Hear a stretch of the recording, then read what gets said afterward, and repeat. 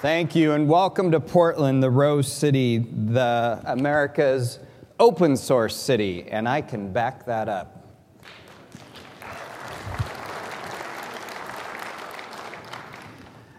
We're extremely happy to have OSCON back in Portland, and hopefully you've had a good time. Pardon our construction out front of the Oregon Convention Center. Hopefully when this convention is back, the new streetcar that will be running in a loop around the central city will be completed. In the meantime, enjoy free light rail. Last September, we adopted one of the first open source policies in the nation. We included in that resolution a clear mandate, in addition to bringing this conference back, to also open up the data and open up our code and to commit ourselves to open source procurement with the City of Portland. I want to thank those of you that attended the Civic Apps Award ceremony a couple nights ago. Since we didn't have any beer left at the end of the evening, we assume that you had a pretty good time. And speaking of beer, yesterday I kicked off the Oregon Brewers Fest. Hopefully you will have an opportunity to attend that. It's just a few light rail stops back downtown. And it actually is, as I was thinking about my comments this morning, it sort of serves as a good metaphor for a lot of what is DIY and open source about Portland.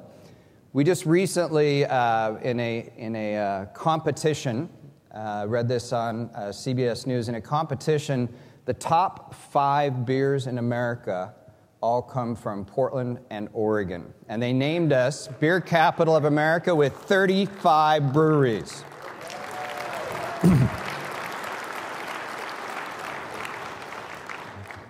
And when I was elected mayor a year and a half ago, I knew how important technology and bandwidth and all those things were to the digital development community and open source community. I had no idea how important beer was. But I do now. Like the brewing industry, the open source community here in Portland and in Oregon is a reflection of our long tradition of do-it-yourself DIY culture. Portland is a place where people want to figure out things, improve what came before, push the limits, question assumptions, and work collaboratively. In fact, Inc. magazine called Portland the Collaborator City, and it was one of the 10 best cities to start a business. So I welcome you all to move your businesses to Portland. I'll buy you a beer.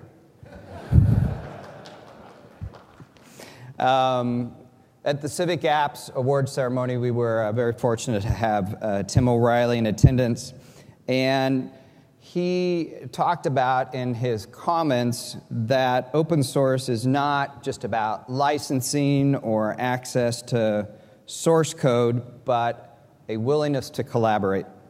And it's fundamentally about building communities. The same can be said about the use of technology, good and the use of technology in public service. Good governance is not just about creating the next killer app or deploying the latest software program. It's about building and sustaining communities and a value of innovation. And to do this, governments have to be willing to change a few things. And we have a long ways to go. First, governments have to be willing to collaborate with unconventional partners. We are in a period of shrinking budgets, and public-private collaborations and partnerships are a way to address these problems. Never in my 25 years of public service have I seen the demand for public services so great and the resources available to address them so inadequate. Second, if government wants to earn people's trust, government has to learn to trust the people. I'm not saying that government should crowdsource every policy or every project, but government can and should be willing to explore new ways to work together with the people that it serves. Third, government needs disciplined strategy to promote a culture of innovation that maximizes the smart use of scarce public resources. In June of last year, we adopted our first comprehensive economic development strategy for this city, and the promotion of software industry, digital development was one of the 4 key areas that we intend to grow. Civic Apps for Greater Portland that I mentioned earlier that we had our first award ceremony for this week is a key part of that. Working with our public sector partners, and just in the 145 square miles that is the city of Portland, government spends every year about $9.7 billion. And whether it's the Soil and Water Conservation Districts or TriMet that runs the regional light rail, there are 35, 40 different layers of government in just this city. And this is true for wherever you live in various degrees. It is a often incomprehensible way to govern, a nearly impossible way to try to govern given the new complexities of the modern world. And technology, and specifically an open source approach to this, though, is a way forward. So our Civic Apps wasn't just about the city of Portland. Our Civic Apps included up to about a dozen of the governmental units that are within the city of Portland. And we sought to open as much data and data that was as useful as possible. Data that not only would make the experience of Portland better, faster, less expensive to Portlanders and those that work and visit here, but it would also provide for us better accountability and better management. And for mayor, who is only one government of all these layers of government within my city that are seeking to do good things, it allows me the insight to ask better questions and to ask for better things from my sister and brother governmental organizations doing work in the city that I am responsible for. Civic Apps started a good brush fire of innovation. And the awards last night showed a range of creativity and a range of interest in working further on this project that I found to be very inspiring. A number of the winners had put forth and were selected by the judges to make the data that we were using more useful to others in the open source community. And although I couldn't understand half of them, of what they were seeking to do, I know that they were making it easier as a bridge, as a translator between our raw information, but making it easier for others to turn that into useful tools. I'm proud of our open source industry here in the Portland and Oregon area.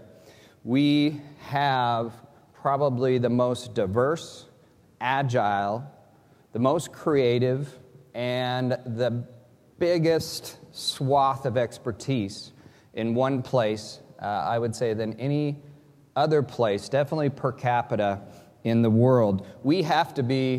Our industry has to be scrappy and fast and inexpensive, and they make great partners. They make great partners in joint ventures. They make it a great place to consider seriously moving your family and your business here. Unlike a lot of other places that have great talent, Portland is actually a city that people want to live in. And not just because of the beer. We are also the most affordable city on the West Coast. I want to thank Deb Bryant at the Open Source Lab at Oregon State University, the folks at Code for America that have been a key part of our success. I hope that for the next conference you will be back. I hope you take the time to do the walking tours, to enjoy Portland. Beervana is on, and because I like you so much, and I'm going to give you a special dispensation, and that is just for you. When you go to purchase something, just show them your tag, and just for you, you do not have to pay sales tax while you're here. Thank you.